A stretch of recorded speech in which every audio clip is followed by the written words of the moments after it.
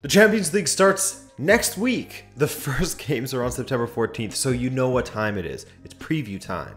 I'm Adrian, thanks for joining me, and we'll get started right after we thank our sponsor, Surfshark. Surfshark is a service I use every damn day, man. Whether I'm streaming matches or protecting my data online, both on my phone and on my computer, as there are no limits to how many devices you can use on one account. That's a huge win, and it's been amazing for me so far. I've got some Simeone-like defense. Install Surfshark on your computer, your phone, your Apple TV, your Fire Stick, even your PlayStation or Xbox. The beauty of it all is that your usage is completely anonymous, and Surfshark doesn't keep any logs when it comes to your browsing. I mean, us football fans, we love to stream stuff. And you can not only do that anonymously, but with Surfshark, you unlock streaming sites that are region locked, like DAZN, and every Netflix library in the world. Surfshark also offers a 30-day money-back guarantee, meaning it's risk-free. So give it a shot using the link in the description now to get Surfshark VPN and enter the promo code RabonaTV to get 83% off and 3 months for free, 3 full months. And you'll help out the channel in the process. But hey, there's a lot of great balanced groups this year, so let's take a run through all of them. Why choose, right? Let's just do them all. And we start things off with a bang, as Group A consists of two very wealthy and of course talent-ridden clubs in Manchester City and PSG, the RB Leipzig wildcard and Club Brugge, who, hey man, they could cause problems. In fact, let's quickly start with Club Brugge. All of my fellow Canadians will have been excited at the prospect of Tejan Buchanan potentially getting some Champions League football if Brugge managed to, get some draw luck and then subsequently make it out of their group, as he will be joining them in January. And he just came off of a great match against El Salvador. But the competition for places will be difficult. Club Brugge has shown over the last couple of seasons that they have a supremely talented side, with some of their youngsters like Charles de Ketelaere and Noah Lang. You'll of course remember Simon Mignolet, who they have in goal, Hans Van Aken running things in the middle. I mean, as I said, they have a talented squad and they won't go down easily against any opponent in their group. Whether they'll be able to actually score enough goals to win matches, I mean, that's another question for the reigning Belgian champs. RB Leipzig come into this with a new manager in Jesse Marsch, who spent the last 2 seasons as the head coach of RB Salzburg, and while they didn't have a deep run, Salzburg that is, they certainly turned heads on a few occasions, such as the scare they gave Liverpool at Anfield. As far as how things are going for Leipzig so far, following the Nagelsmann era, I mean, it's still very early. They lost their coach, Sabitzer, and Upamecano to Bayern, Konate to Liverpool, and have brought in a host of young talent. And Andre Silva, I mean, he's only 25 still, to bridge the gap to the next generation. They finally got to utilize Dominic Szoboszlai, who's basically a new signing for them, and to great effect so far. The man scored a stunning goal for them already. There's talent there, absolutely, but they have a raw coach and a raw squad. In 2 seasons, this could be an incredible team, assuming they don't get picked apart once again, which typically they do, but that's kind of their business model, isn't it?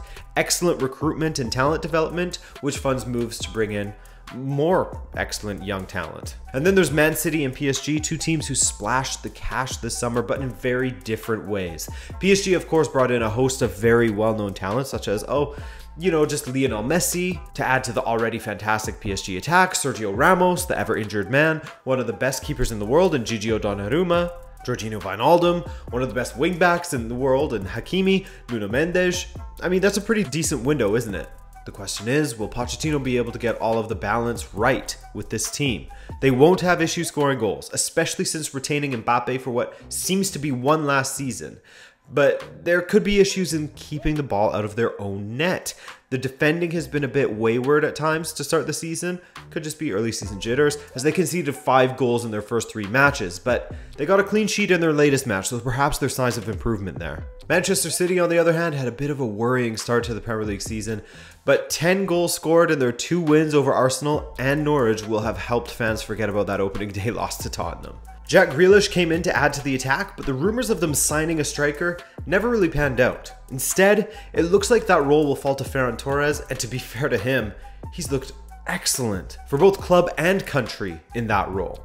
I think Man City will just edge first in this group, with PSG, Leipzig, and Brugge following. Leipzig, like I said, they're a bit of a wild card given their youthful squad, new manager, and heavy losses in defense. Could go either way for them, really. Hate to say it, but Club Brugge in fourth. I mean, they could get 2 solid results against Leipzig to steal third, but I can't see them higher than that. Oh man, here we go. A group that is very hard to call from top to bottom, really. Atletico, Liverpool, FC Porto, and the return of AC Milan.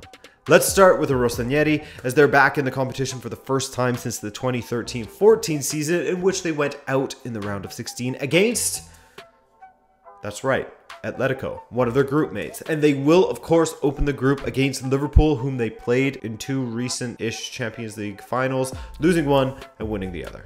They had a very busy transfer window, didn't they? Making some loans permanent, welcoming back a familiar face in Bakayoko, Pellegrini, signing Ligue 1's best keeper from last season in Mike Maignan as a replacement to Gigio. Olivier Giroud comes in, Florenzi. I mean, the list goes on. Pioli has proven he does a serviceable job.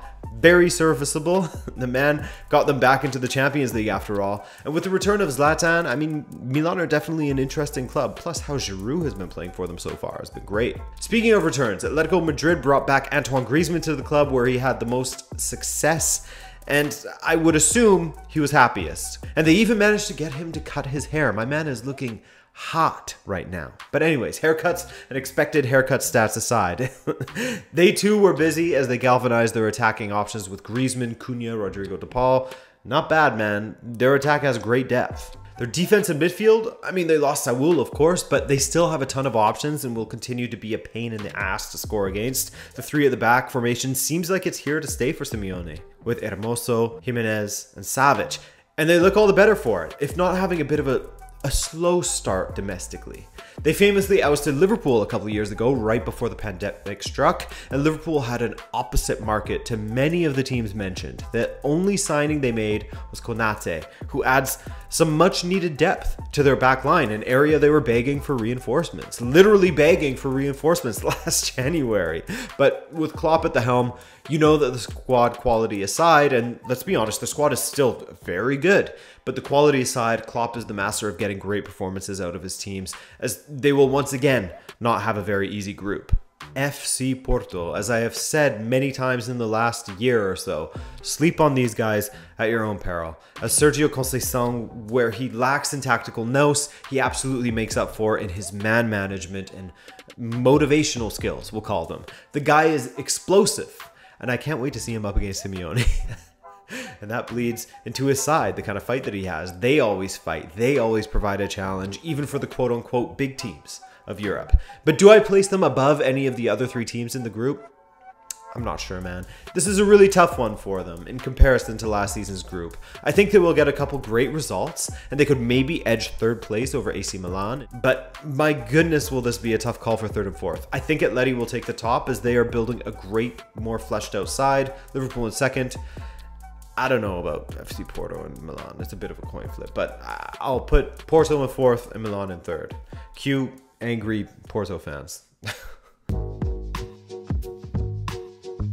Group C. I saw someone call this one the Talent Factory group, and I can understand why. Borussia Dortmund, Ajax, Besiktas may be the odd one out there, and Sporting. Besiktas may be the odd one out. I don't know. I could be wrong. Maybe they're the talent hotbed of Turkey. Someone let me know. I'm actually very curious as to which Turkish club is known for developing the most Turkish talent. Anyways, Besiktas won the Super League last season, pushed on from, yes, more Canadian propaganda, Kyle Larin as their top scorer, and Atiba Hutchinson as their leader in the midfield. My God, was it ever a close race. Besiktas and Galatasaray both finished on 84 points, Fenerbahce on 82. Goodness me. They've added Pjanic, Rashid Ghazal, Alex Teixeira, and Michy Batshuayi to their ranks, so they shouldn't be taken too lightly. Ajax, they're back once again for another bite at the apple, as last season they were a bit unlucky to not make it out of the group alongside Atalanta and Liverpool. They did, however, win the league and cup double last season, as Erik ten Hag is still overseeing this team. And Dusan Tadic is still banging in the goals alongside Sebastian Haller. Honestly, I really like the looks of the squad, especially with Klaassen in his 2nd season, reintegrating himself into the national side. He scored a great goal the other day. They're looking good, and they're one of those teams that I will always watch when I can, because I enjoy watching Ten Hag's teams play. Sporting have made their return to the Champions League after taking a 3-season hiatus, but they come back into the Champions League as champions of Portugal after Ruben Amorim led them to their first title in 2002. I'm interested in seeing how they do, as they were quite solid defensively last season, and they've added to their attacking options with guys like Pablo Sarabia and Ricardo Esgaio. But at the back, Coates is out with a knee injury. That's massive. And Nuno Mendes was sent to PSG, as mentioned earlier. Mind you, they replaced Nuno Mendes with Ruben Vinagre from Wolves. Pedro Gonçalves is already up and running as far as goals go, and I think Palhinha is a very talented defensive midfielder. Amorim has proven he can win trophies. He's already won 4 in just 2 years, if you count the Super Cup. But he and this squad are quite green, and I'm not just talking about their kids. And finally, Borussia Dortmund round out this group, and what can we really say about them? They have a lot of talent going forward, and as per usual, they have some deficiencies and bad habits that they need to break defensively, namely how they defend their set pieces. But that's really the only negative for Marco Rosa's side. Maybe the midfield could use some work, but they'll be fun to watch once again in the attack at least. Still some figuring out to do as far as how they utilize their new attacking signing Daniel Malin, but there's definitely enough quality going forward to score a lot of goals in this group. But you know what? I wouldn't be surprised if Ajax takes first. Let's have some fun, you know? Let's go for that. I have Ajax, and then we'll put Dortmund, Sporting, and Besiktas. They'll be in 4th. But who knows, man? Besiktas could surprise me. Group D is on some 2020 time travel grind, as it's Groundhog Day for Real Madrid, Inter, and Shakhtar, who have kicked out Gladbach from the club for good old Sheriff. Yes. Do I know much about Sheriff? No, I don't. Did I read up about them? Yes. As you probably know, Sheriff Tiraspol are making not only their Champions League debut, but they are carrying the flag as the first Moldovan side to ever qualify for the Champions League. So a huge shout out to Yuri Vernidub and the boys for that achievement. Vernidub is a sick name, by the way. I'm probably not pronouncing it correctly, but it's still a dub. I wish I could speak more to their squad, but like many, I'm gonna be learning on the fly about Sheriff as this competition rolls on. I can tell you that they have had a lengthy tournament already, going through all 4 rounds of qualifying, being KF Testa, Alashkert, Red Star, and Dinamo Zagreb. And they looked great doing so. They didn't lose a single match, winning all but 2 of them and conceding just 2 goals in their 8 qualifying matches. That's impressive stuff. We are all FC Sheriff, and we salute them. Real Madrid are looking a bit better by my calculations. In early August, not for me, but I like the addition of Camavinga. Bale and Hazard are fresh off of some solid international breaks in which they both scored. Benzema is still the strong father figure of the attack, and the midfield is still very good, especially with the addition of the aforementioned Camavinga. You got Valverde in there as well. It's looking good.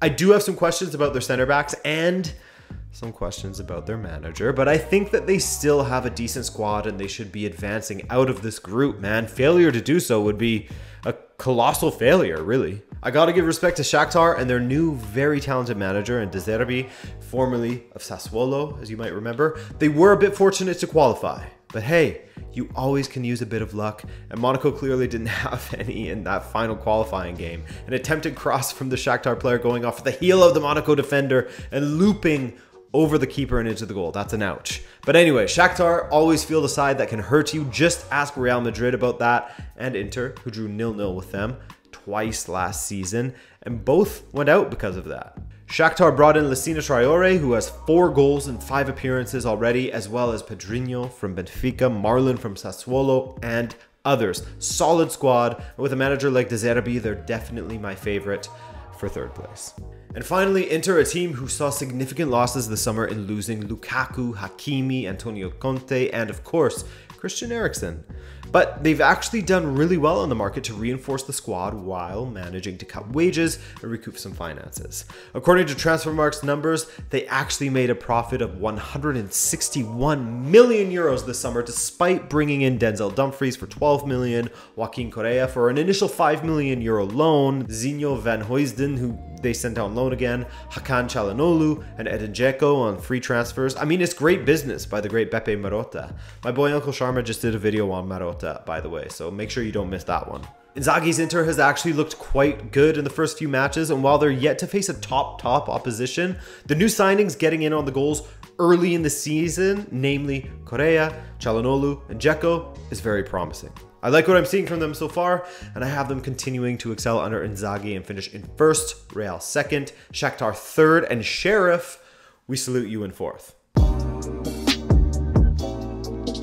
Group E, Bayern Munich, Barcelona, Benfica, and Dynamo Kiev. I don't care to talk about this group as I will not jinx anything for my club, so let's move on. Group F. I'm joking. I won't be a coward.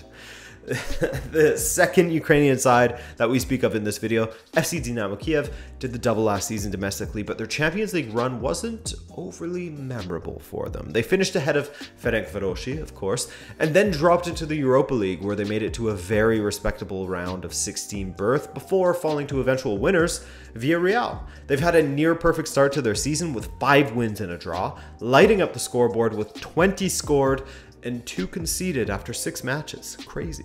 Benfica, I mean, you know I hate speaking about my own team when it comes to making predictions, so I won't actually verbalize it when it comes to it, but I'm actually liking what I'm seeing at the club recently. All of the controversy surrounding our board and former president aside, what I'm seeing on the pitch is much better. For a few seasons, it felt like Benfica had no fight and no idea what to do around the box with, failing striker after failing striker. But now, they showed incredible fight against PSV to qualify for the competition, and with Yaremchuk as our point man, we look far more competent in the attack. The defense, not many complaints. There are still a few, and I'm looking forward to seeing what we look like with Valentino Lazaro down the right. Oh, in the midfield, I mean, with Weigl in it, it looks excellent. FC Barcelona is an interesting side coming into this one, as they are another club that lost some key players, namely, the heart and soul of their club, Lionel Messi. But the free signing of Memphis Depay, with the form he has been in lately, with the confidence he has shown lately for club and country, is looking like a masterstroke. Everyone knows they have issues with their back line, but the midfield still looks great and the attack is decent. Griezmann is a loss, though some Barca supporters would say otherwise, I'm sure. Luuk de Jong is, a strange signing, but hey, they needed someone in there, And Aguero is constantly injured, so they gotta get someone. Koeman is looking pretty decent considering what he's had to put up with so far at Barcelona. And again, while I don't have much belief in their defense, if Memphis Depay continues to play like he is, they will perhaps prove some doubters wrong. And finally, Bayern Munich come into this one with a new manager in Julian Nagelsmann, a new defender in Upamecano, a new midfielder in Sabitzer, all from Leipzig, with the most notable loss being David Alaba, of course. But the quality in this Bayern side is still there. And with one of the best goal scorers in the history of the game, yes, one of the best in the history of the game, man. If you make it into the top 20 goal scorers of all time, you're one of the best goal scorers of all time.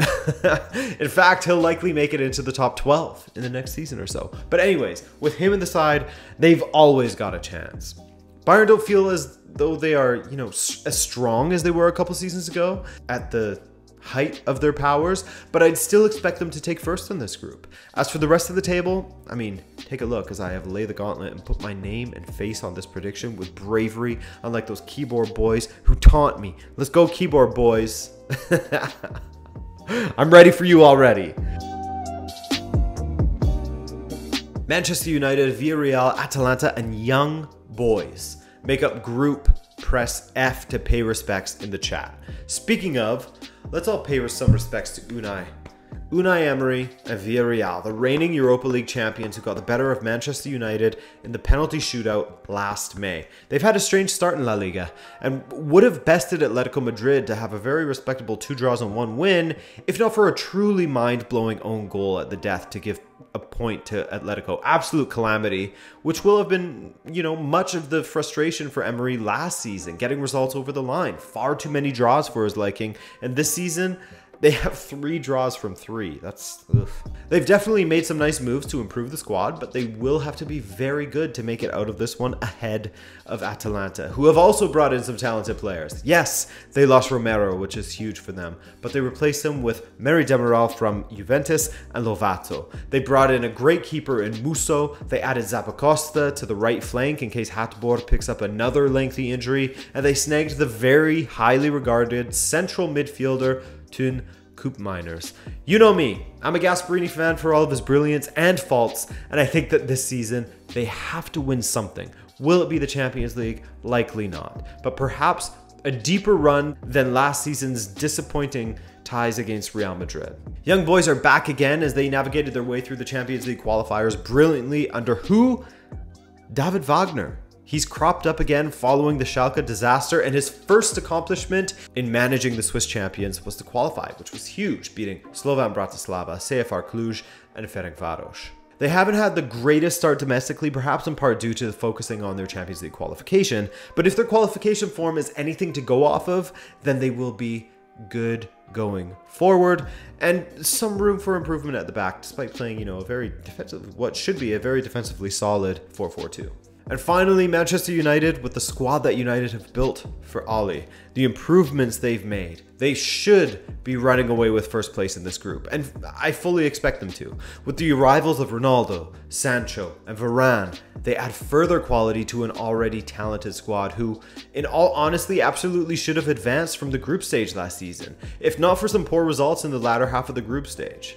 Of course, the worry that I always bring up is the midfield, as their defensive midfield options leave a bit to be desired, but I don't think that any United fan can claim that they don't have a good enough squad to win trophies anymore. In every other position, they're great. Even De Gea is looking far better than the past few seasons, and now it's time for Solskjaer to deliver. United in first, Atalanta in second, Villarreal in third, and Young Boys in fourth.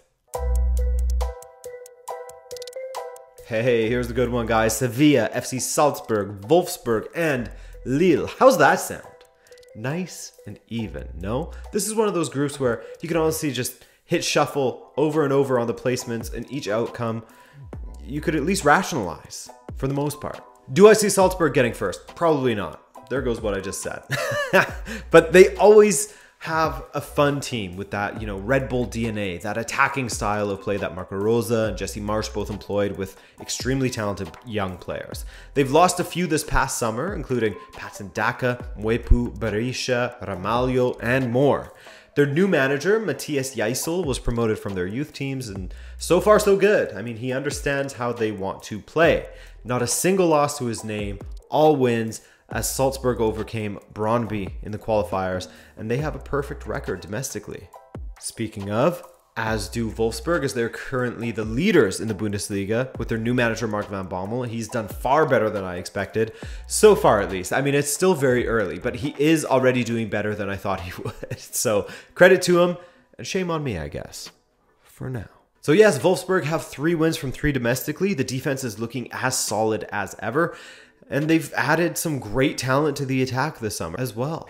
Lucas Nemecha is looking like a great prospect, as is Luka Waldschmidt, who joins from Benfica. Sad about that one. If they can keep their defensive solidity while adding further potency to the attack to help out Wout Weghorst, they'll be a very difficult team to play against. The French champions Lille are back again after what was ultimately a disappointing 2019-20 season, where I thought they would have made it out of their group with Victor Osimhen as their striker. Oh well. Now they have Jonathan David. Get ready for the propaganda, folks. They certainly come into this edition as a much better side, despite losing their incredible keeper, Mike Maignan, who, again, was the best keeper in Liga last season, as well as Boubakary Soumare. But they have a knack for building strong sides, so I'm not too worried on the player personnel side of things. I'm just curious how drastic the loss of their manager, Christophe Galtier, will be. It was a tough start to their Liga season as they went winless in their first 3 matches, but they did rally against Montpellier. Galtier, on the other hand, he has Nice flying. But I mean, we'll see. We gotta give Gourvenec a chance, right? He deserves this much. And finally, Sevilla, who managed to hang on to Jules Koundé, which was massive for them. Rumors he was livid that they didn't let him go, or at the very least disappointed. But hey, unless you have his phone number and can ask him personally, we won't know how he really feels. But Sevilla looks pretty decent. I'm extremely excited to see what Lamela can do in this squad, because the streets won't forget about him and his sauce, his Rabona goal sauce. I think Lopetegui's side have had a solid window, by the way. Montiel from River Plate, Lamela, Rafa Mir, who was wanted by Atletico, Thomas Delaney from Dortmund, amongst others. They've done so well to strengthen the attack, which sometimes felt like it lacked in quality depth. Luke de Jong, of course, scored important goals for them in the Europa League title-winning run, but he was basically the third choice, and they've replaced him with Rafa Mir. Lopetegui's sides are always very well drilled, and with Papu Gomez in his first full season with them, I'm actually excited to see them play. Ocampos, Idrissi, Suso, and Nasiri can build on last season. They're looking good, and they're my choice for first place in this group, followed by Wolfsburg, Lille, and Salzburg. The final group. Here we go, man. Juve, Chelsea, Zenit, and Malmö. The Swedish representatives, Malmö, are another one of the warriors of the Champions League, you know? Guys who had to scrap to get in, going through Riga, HJK, Rangers, and Ludogorets, losing just once along the way. Warriors, man. These guys come into the Champions League as a champion of their country and are coached by none other than the man, myth, and legend, Jon Dahl Tomasson. Remember him? How could you forget? Joint all-time top scorer for the Danish national team, played for clubs like AC Milan, Feyenoord, Newcastle, Stuttgart, Villarreal. I mean, what a guy. When I saw that he was their manager and researching for this video, it made me feel happy and nostalgic. No idea why, I just remember enjoying watching him play. With peace and love, I don't know much about Malmö, but like Sheriff, we shall salute them and hope for the best for them and hope that we get a fun Cinderella type story from these guys. Is that a likely scenario? Not really, when you have Juve and the defending champions Chelsea ahead of you, and I fully expect Chelsea to top this group. Maybe a few years ago, you would back Juve to top this one, maybe you still do, but Allegri's side are in transition here. You'll have to hope that Keane, Chiesa, and Dybala can fill in for the goals in Ronaldo's absence, and if Keane's recent form for Italy is anything to go off of, then collectively they may be able to do it. There's certainly talent in the attack.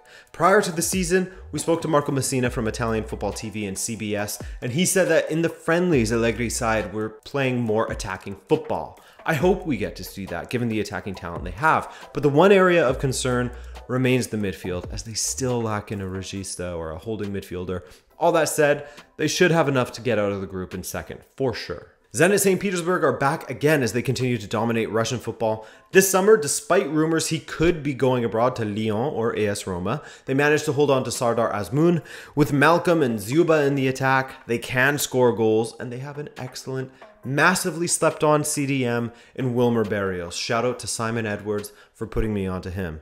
I think they'll finish in third. And yes, that means that the least surprising thing you'll hear in this video is that I think Chelsea will top this group.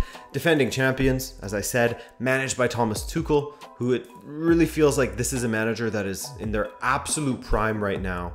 And the way Chelsea plays, I think shows that. Problem scoring goals? Not anymore, as Lukaku joins them. And hey, Timo Werner with 3 goals from 3 matches for Germany during the September international break? That's not bad at all. And I still believe in this guy to come good if he gets his confidence back. And playing next to Lukaku, I mean, that could be a great partnership. If, like I said, he gets his confidence back and in turn, his form back on track. All he needs to do is figure out his finishing. That's it.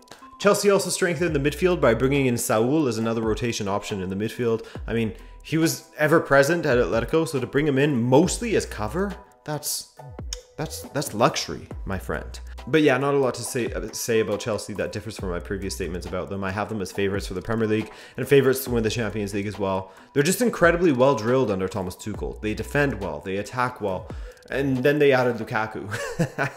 That's a wrap for them. So Chelsea, Juve, Zenit, Malmö is my order for the final group. What do you guys think? Let me know what your predictions are, and I'll lurk through the comments as per usual. I thank you for watching this video, this massive video. Shout out to anyone who's still watching. My name's Adrian, and have a great day. Later.